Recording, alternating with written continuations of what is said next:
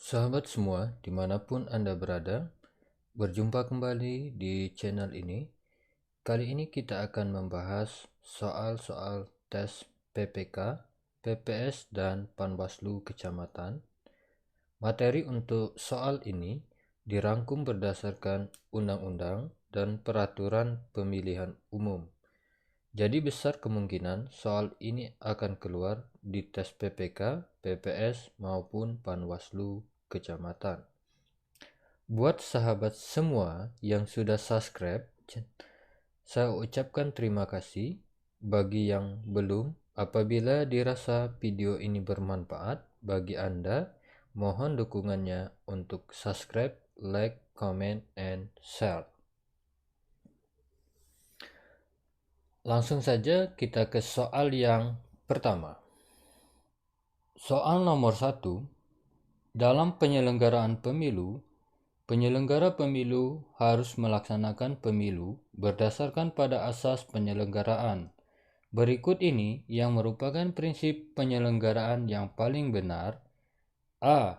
Mandiri, jujur, adil, kepastian hukum, tertib, keterbukaan, profesionalitas, akuntabilitas, efisiensi, dan efektivitas. B. Mandiri, jujur, adil, kepastian hukum, tertib, dan mendahulukan kepentingan umum di atas kepentingan pribadi atau golongan. C. Keterbukaan, profesionalitas, akuntabilitas, ekonomi, efisien, efektif. D. Mandiri, jujur, adil, kepastian hukum, dan sama kedudukan di depan hukum. E. Mandiri, jujur, adil, dan makmur. Prinsip penyelenggara pemilu itu terdiri dari mandiri, jujur, adil, berkepastian hukum, tertib, terbuka, profesional, akuntabel, efektif, dan efisien. Jadi jawaban yang paling tepat untuk soal ini adalah A. Mandiri, jujur, adil, kepastian hukum, tertib, keterbukaan, profesionalitas, akuntabilitas, efisien, dan efektivitas. Kenapa yang B itu salah?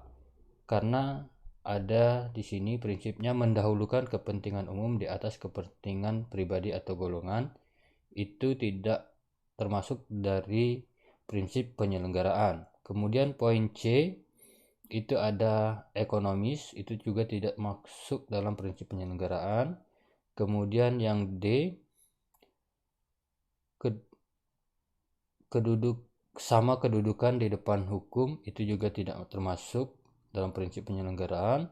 Kemudian yang E itu makmur, juga tidak termasuk dari prinsip penyelenggaraan. Jadi jawabannya adalah A. Soal nomor 2. Berikut ini yang bukan termasuk tujuan penyelenggaraan pemilu adalah A. Memperkuat sistem ketatanegaraan yang demokratis. B. Mewujudkan pemilu yang adil dan berintegritas. C. Menjamin konsistensi pengaturan sistem pemilu. D. Menghasilkan pemerintah yang memiliki legitimasi rakyat. E. Mewujudkan pemilu yang efektif dan efisien.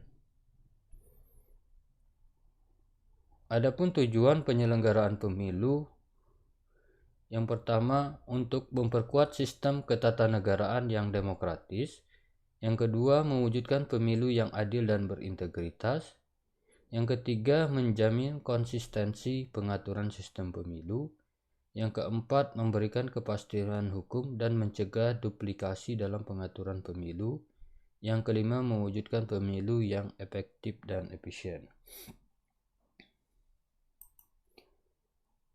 Nah, jadi yang bukan merupakan tujuan dari penyelenggara pemilu pada soal ini adalah D. menghasilkan pemerintah yang memiliki legitimasi rakyat.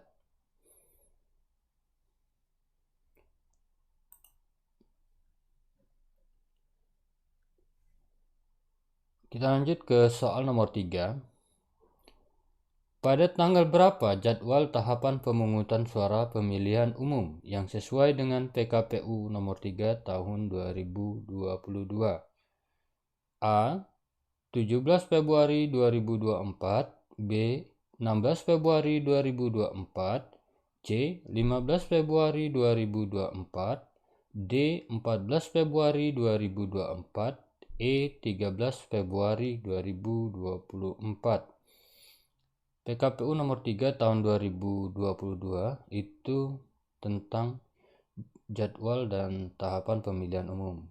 Pada PKPU tersebut disebutkan bahwa jadwal pemungutan suara itu pada tanggal 14 Februari 2024. Jadi jawaban untuk soal ini adalah D.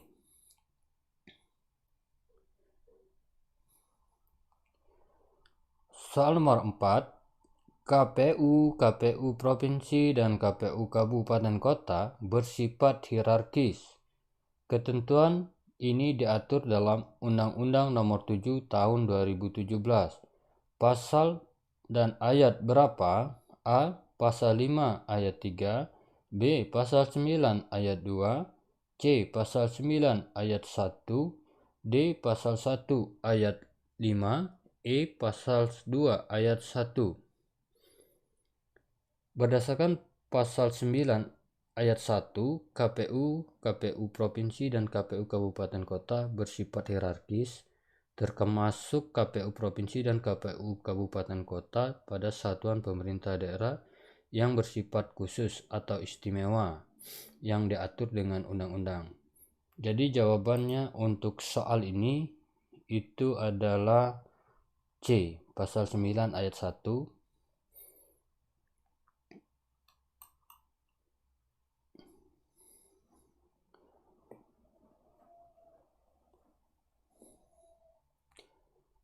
Soal nomor 5. Kedudukan kantor KPU terletak di mana? A. KPU berkedudukan di Jakarta. B. KPU berkedudukan di Ibu Kota Negara Republik Indonesia. C. KPU berkantor di Provinsi DKI Jakarta. D. KPU berkantor bersama Bawaslu di Jakarta. E. KPU Pusat di Jakarta, KPU Provinsi di setiap provinsi, dan KPU Kabupaten Kota di masing-masing kabupaten kota. Jadi jawaban untuk soal ini sesuai dengan pasal 8 ayat 1, KPU berkedudukan di Ibu Kota Negara Republik Indonesia. Jadi jawabannya adalah B.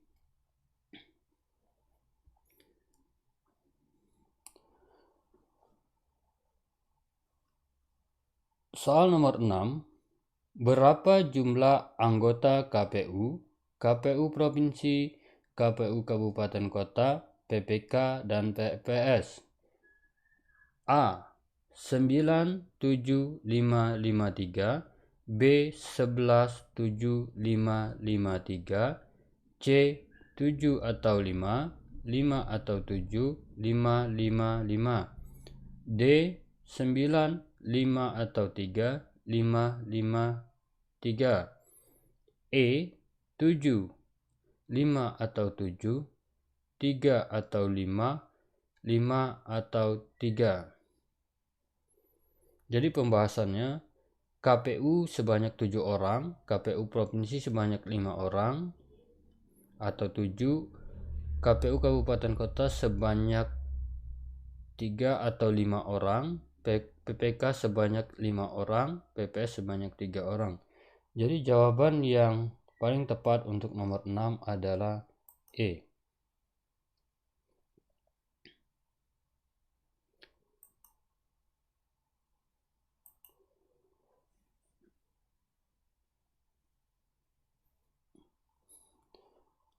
Soal nomor 7. Untuk menyelenggarakan pemilu di tingkat kecamatan dibentuk PPK. Apa kepanjangan dari PPK? A. Panitia Pemungutan Kecamatan. B. Petugas Pemilih Kecamatan. C. Petugas Pemungutan Kecamatan. D. Panitia Pemilihan Kecamatan. E. Panitia Pemilu Kecamatan. PPK merupakan singkatan dari Panitia Pemilihan Kecamatan. Jadi jawaban yang tepat untuk soal nomor 7 ini adalah D.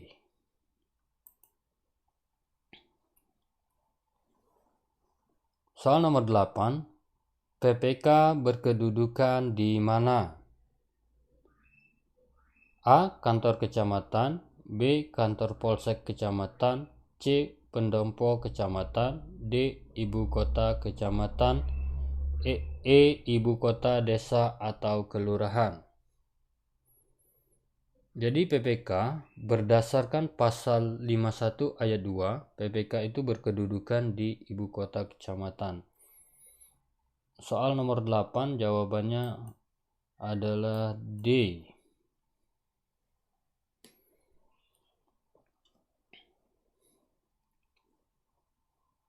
Soal nomor 9, di bawah ini pernyataan yang benar mengenai lama kerja PPK.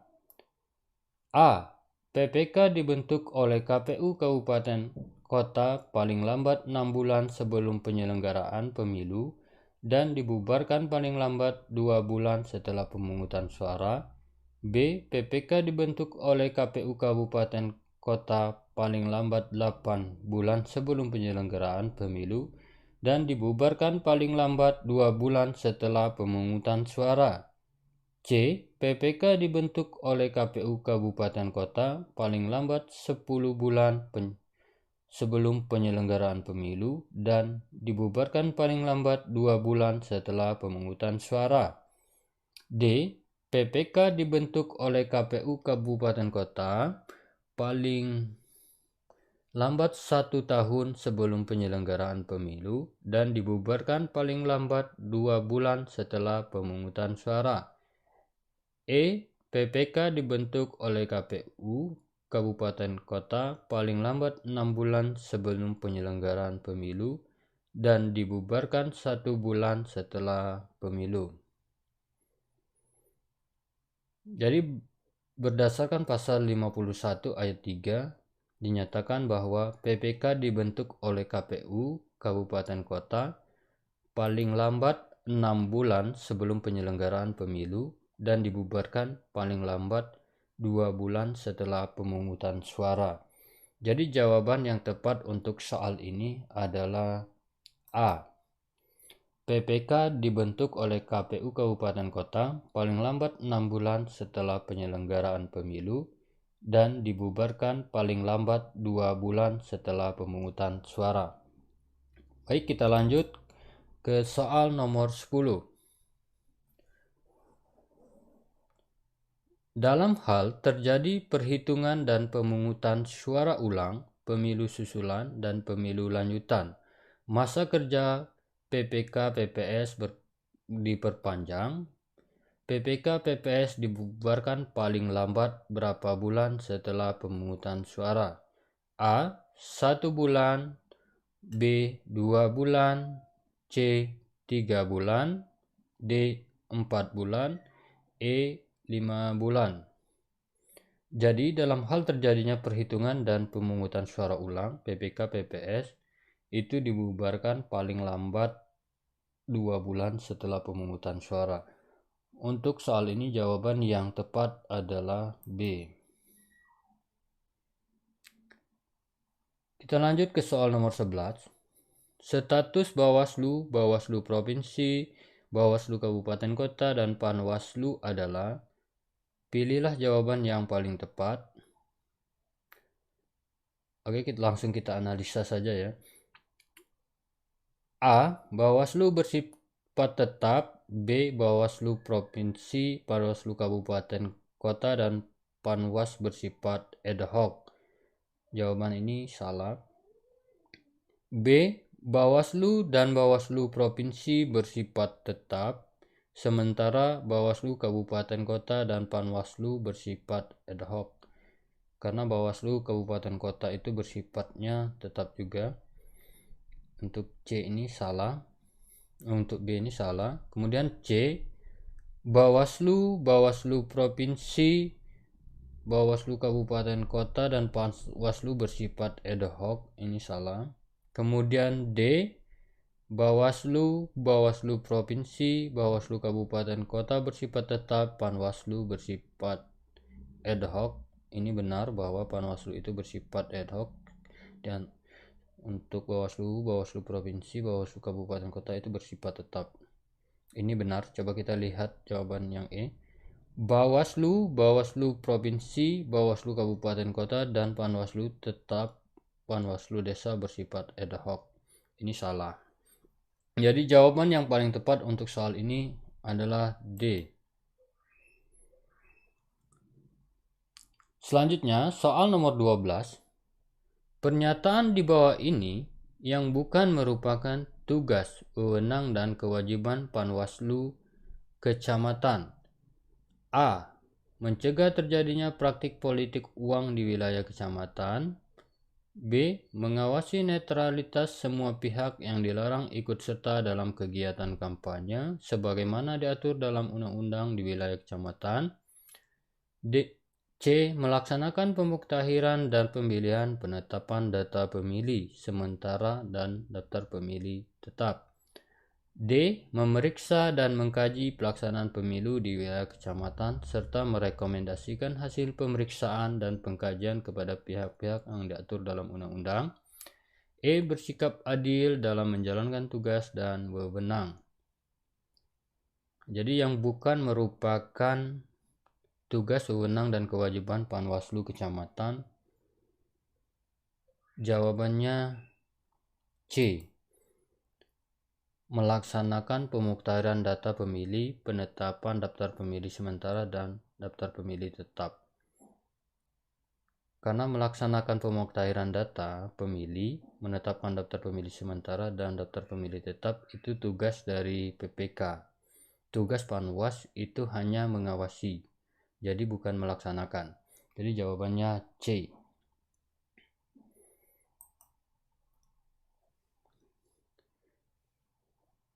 Kita lanjut soal nomor 13. Pemeriksaan pengaduan atau laporan atas dugaan pelanggaran kode etik yang dilakukan oleh anggota Bawaslu dilakukan oleh A. Dewan Kehormatan KPU, B. Dewan Kehormatan Bawaslu, C. Dewan Kode Etik, D. Dewan Kehormatan Penyelenggaraan Pemilu, E. Dewan Penegakan Etika Bawaslu. Jadi jawabannya itu D.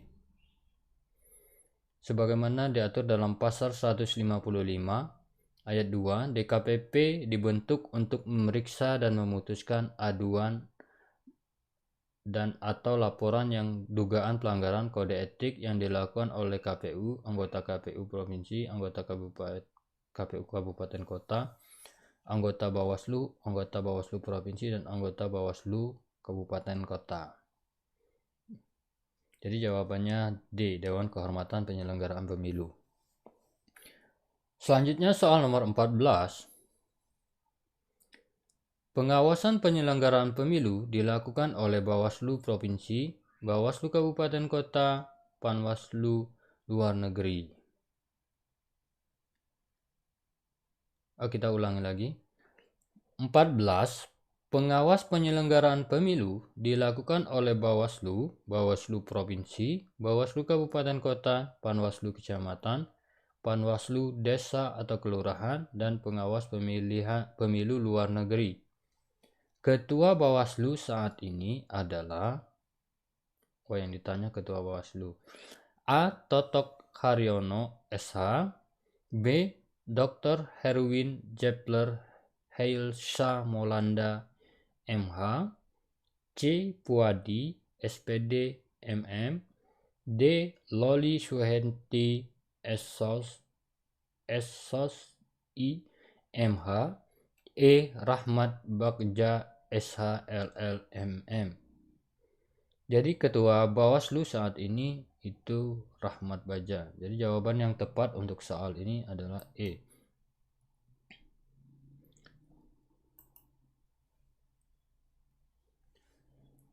Kita lanjut lagi ke soal nomor 15. Berikut ini yang bukan merupakan tahapan penyelenggaraan pemilihan umum. A. Perencanaan program dan anggaran serta penyusunan peraturan pelaksanaan penyelenggaraan pemilu. B. Pemuktahiran data pemilih dan penyusunan daftar pemilih. C. Masa kampanye pemilu.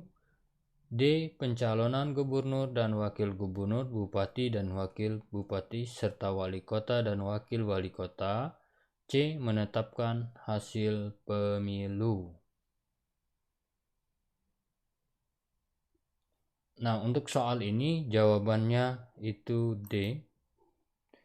Kenapa D? Karena pencalonan gubernur dan wakil gubernur, bupati dan wakil bupati, serta wali kota dan wali kota itu tidak termasuk dari tahapan pemilu. Karena itu merupakan tahapan dari pemilihan kepala daerah. Jadi beda pemilu dengan kepala daerah. Kalau pemilu itu untuk pemilihan legislatif, presiden, DPR, dan DPD. Kalau kepala daerah itu untuk pemilihan gubernur, wakil gubernur, bupati atau wakil bupati, wali kota atau wakil wali kota. Jadi jawabannya adalah D.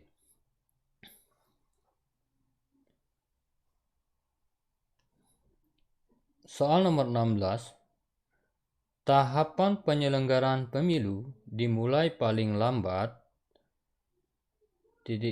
bulan sebelum hari pemungutan suara. A. 24 bulan, B. 25, C. 22, D. 20, E. 21.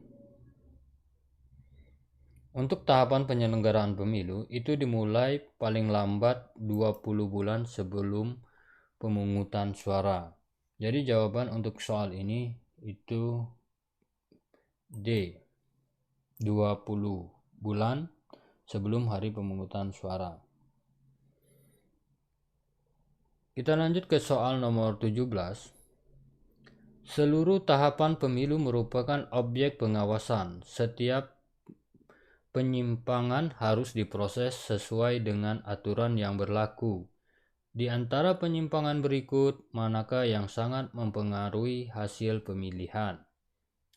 A. Memasang tanda gambar di tempat terlarang.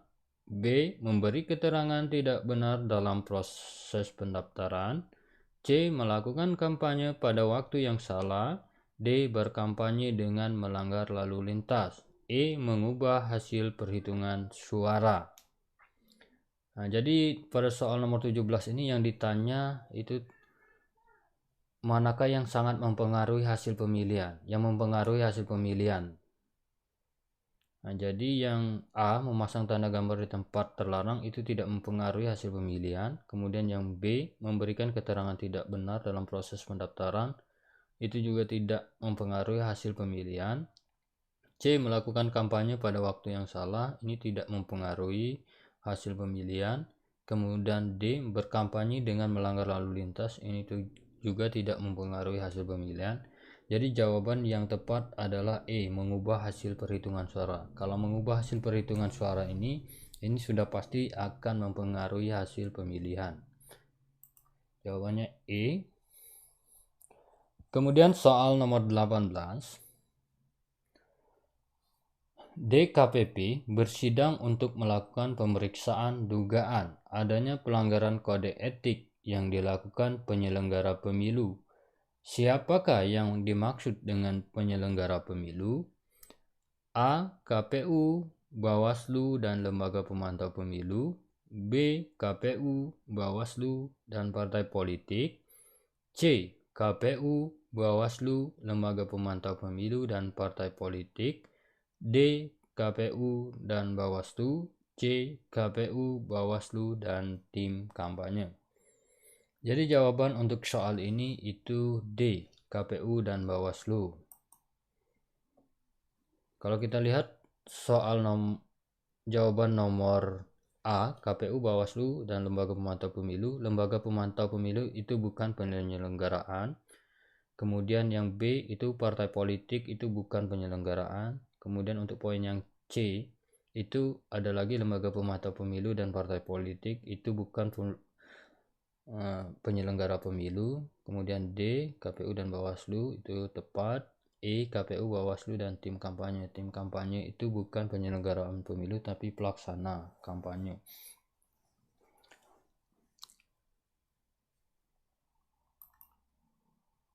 Selanjutnya kita ke nomor 19. Jadwal waktu pendaftaran partai politik peserta pemilu ditetapkan oleh KPU paling lambat bulan sebelum hari pemungutan suara. A. 18, B. 20, C. 22, D. 19, E. 25. Berdasarkan pasal 176 ayat 4 di jadwal waktu pendaftaran partai politik peserta pemilu ditetapkan oleh KPU paling lambat 18 bulan sebelum hari pemungutan suara. Jadi jawaban yang tepat untuk soal ini itu A, 18 bulan sebelum hari pemungutan suara. Oke, kita lanjut ke soal nomor 20. Pernyataan mengenai peserta pemilu legislatif berikut ini adalah benar kecuali A. Peserta pemilu anggota DPR dan DPRD adalah partai politik. B. Peserta pemilu anggota DPR dan DPRD adalah partai politik yang memiliki kursi di parlemen. C. Partai politik yang mengikuti pemilu anggota DPR dan DPRD ada partai politik yang memenuhi persyaratan sebagai pemilu. D. Peserta pemilu anggota DPD adalah calon perseorangan. E. Jawaban A dan C benar. Jadi yang ditanyakan itu yang bukan pernyataan yang benar mengenai peserta pemilu legislatif. Jadi untuk A, penyelenggara pemilu anggota DPR dan DPRD adalah partai politik, itu benar. Kemudian peserta pemilu anggota DPR dan DPRD adalah partai politik yang memiliki kursi di parlemen. Ini salah. Kemudian yang C, partai politik mengikuti pemilu adalah anggota DPR dan DPRD adalah partai politik yang memenuhi persyaratan sebagai pemilu, benar. Kemudian D, peserta pemilu anggota DPD adalah calon perseorangan, itu betul. E, jawaban A dan C benar, ya. Jadi yang bukan pernyataan yang benar mengenai peserta pemilu itu adalah B. Peserta pemilu anggota DPR dan DPRD adalah partai politik yang memiliki kursi di parlemen. Jadi untuk peserta pemilu DPR dan DPRD itu tidak harus partai politik yang sudah memiliki kursi di parlemen. Partai baru juga bisa ikut jadi peserta pemilu. Yang penting dia sudah memenuhi syarat sebagaimana yang diatur oleh KPU. Jadi jawabannya B. Soal nomor 21. Pernyataan berikut yang salah mengenai syarat dukungan peserta pemilu untuk pemilihan anggota DPD. A. Provinsi dengan jumlah penduduk yang termuat di dalam daftar pemilih tetap sampai dengan 1 juta harus mendapatkan dukungan paling sedikit 1.000 pemilih. B. Provinsi dengan jumlah penduduk yang termuat dalam daftar pemilih tetap 1 juta sampai dengan 5 juta orang harus mendapatkan dukungan paling sedikit 2.000 pemilih. C. Provinsi dengan jumlah penduduk yang termuat di dalam daftar pemilih tetap lebih dari 5 juta sampai dengan 10 juta orang harus mendapatkan dukungan paling sedikit 3.000 pemilih. D. Provinsi dengan jumlah penduduk termuat dalam daftar pemilih tetap lebih dari 10 juta sampai dengan 15 juta orang harus mendapat dukungan paling sedikit 4.000 pemilih. E. Provinsi dengan jumlah penduduk yang termuat di dalam daftar pemilih tetap lebih dari 15 juta orang harus mendapat dukungan paling sedikit 7.000 pemilih. Jadi pernyataan yang salah untuk soal ini itu adalah E. Seharusnya provinsi dengan jumlah penduduk termuat di dalam daftar pemilih itu 15 juta orang harus mendapatkan dukungan paling sedikit 5.000 bukan 7.000 sebagaimana yang dijawab yang di E ini. Jadi untuk poin E ini itu pernyataan yang salah mengenai dukungan peserta pemilu untuk anggota DPD.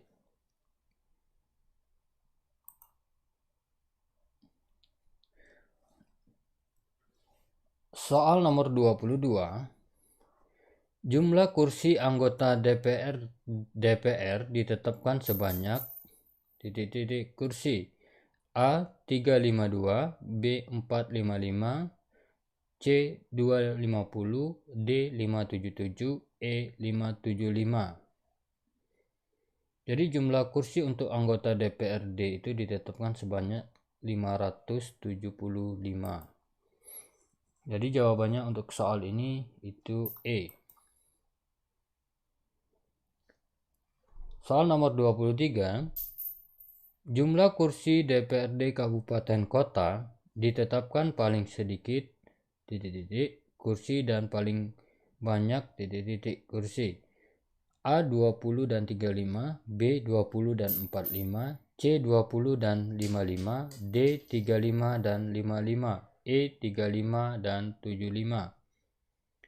Jadi jawabannya berdasarkan pasal 191 ayat 1, jumlah kursi DPRD Kabupaten Kota ditetapkan paling sedikit 20 kursi dan paling banyak 55 kursi. Jadi jawaban yang benar untuk soal ini itu D.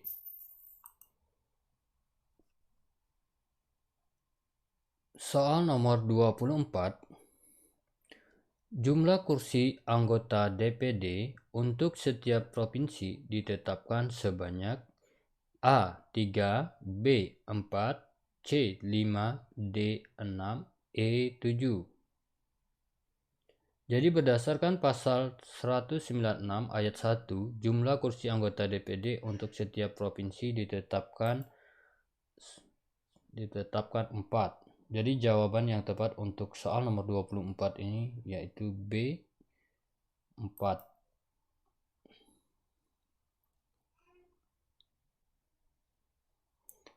Soal nomor 25. Daftar pemilih sementara DPS disusun oleh A. Pantarli, B. PPS, C. PPK, D. KPU Kabupaten Kota, E. Semua jawaban benar. Jadi untuk DPS itu disusun oleh PPK. Jadi untuk DPS itu disusun oleh PPS berdasarkan domisili di wilayah rukun tetangga. Jadi jawaban untuk soal nomor 5 ini itu B, PPS.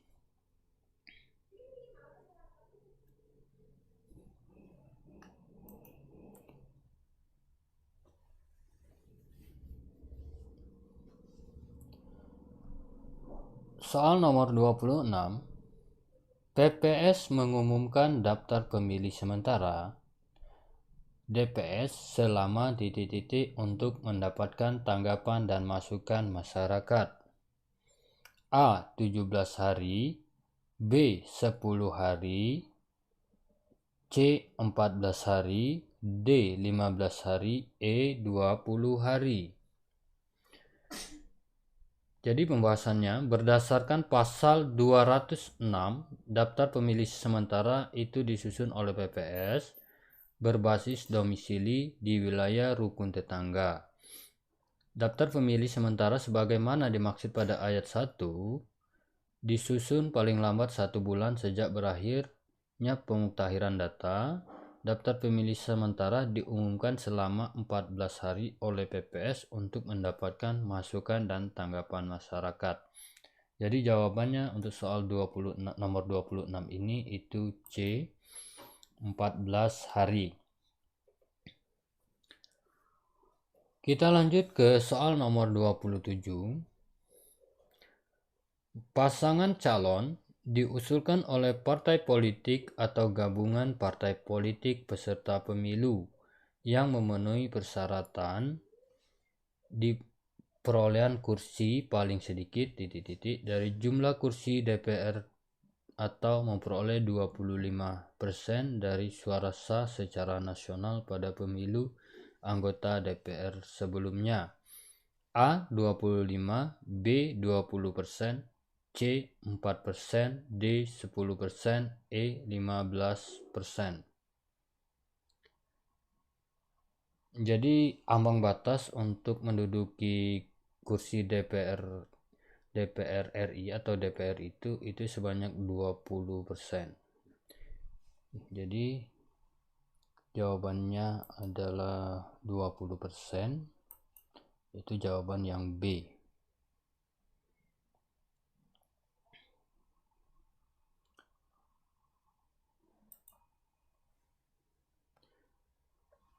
Kita lanjut ke soal nomor 28. Berikut ini adalah pernyataan yang benar mengenai daftar calon tetap anggota DPRD, DPR Provinsi, dan DPR Kabupaten Kota kecuali. Ini ya, kecuali berarti yang bukan ya, bukan yang benar. A. Daftar calon tetap disusun berdasarkan nomor urut dilengkapi dengan pas foto terbaru. B. Daftar calon tetap anggota DPR, DPRD Provinsi, dan DPR Kabupaten Kota diumumkan oleh PPS. KPU menetapkan daftar calon tetap anggota DPR. D. KPU Provinsi menetapkan daftar calon tetap anggota DPRD Provinsi. E. KPU Kabupaten Kota menetapkan daftar calon tetap anggota DPRD Kabupaten Kota. Jadi yang ditanya adalah pernyataan yang salah. Kita analisa terlebih dahulu. Daftar calon tetap disusun berdasarkan nomor urut dan dilengkapi dengan pas foto terbaru. Itu betul, merupakan pernyataan yang benar. Kemudian daftar calon tetap anggota DPRD, DPRD Provinsi, dan DPR Kabupaten Kota diumumkan oleh PPS. Yang mengumumkan itu bukan PPS tapi KPU. Jadi nampaknya B ini. Yang C, KPU menetapkan daftar tetap anggota DPR, betul. KPU Provinsi menetapkan daftar calon tetap anggota DPRD Provinsi, betul. KPU Kabupaten Kota menetapkan daftar calon tetap anggota DPRD Kabupaten Kota. Nah, jadi jawaban yang tidak benar itu adalah B.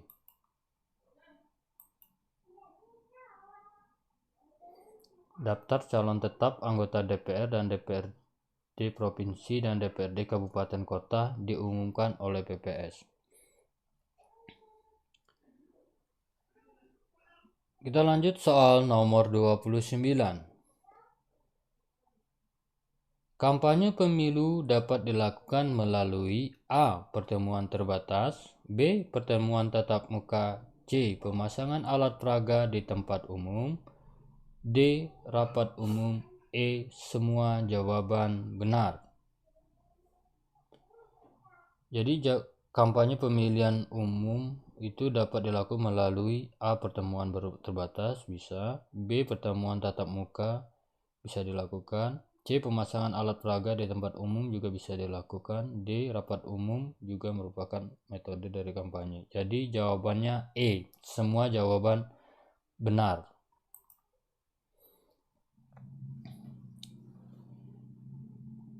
Soal nomor 30, metode kampanye pemilihan umum yang dilaksanakan sejak 3 hari setelah calon peserta pemilu ditetapkan sebagai peserta pemilu sampai dengan dimulainya masa tenang adalah A. Pertemuan terbatas, B. Tatap muka, C. Penyebaran bahan kampanye kepada umum, D. Pemasangan alat peraga di tempat umum, E. Semua jawaban benar.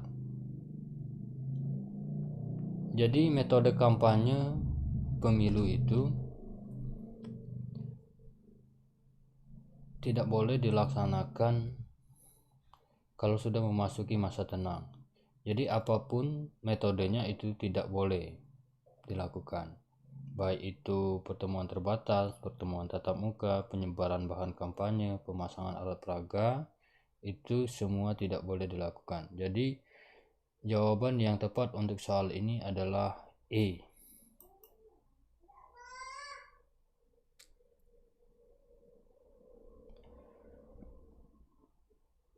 Oke sahabat semuanya, untuk pembahasan soal PPK, PPS, dan Panwaslu Kecamatan pada kesempatan ini kita cukupkan terlebih dahulu.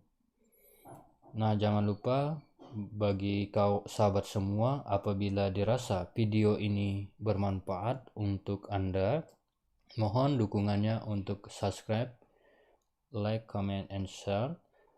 Oke, itu saja saya ucapkan terima kasih. Salam sukses dan bahagia.